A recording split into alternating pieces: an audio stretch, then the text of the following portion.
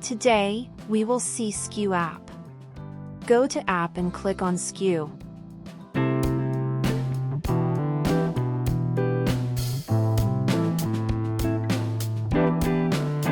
Click on Open.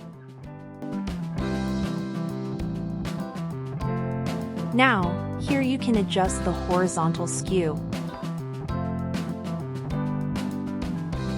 and vertical skew.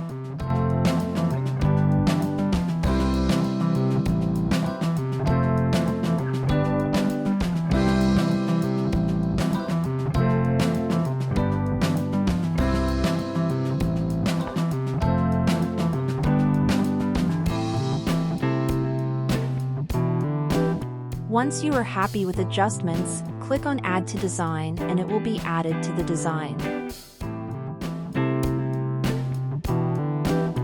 Now let's see on another photo.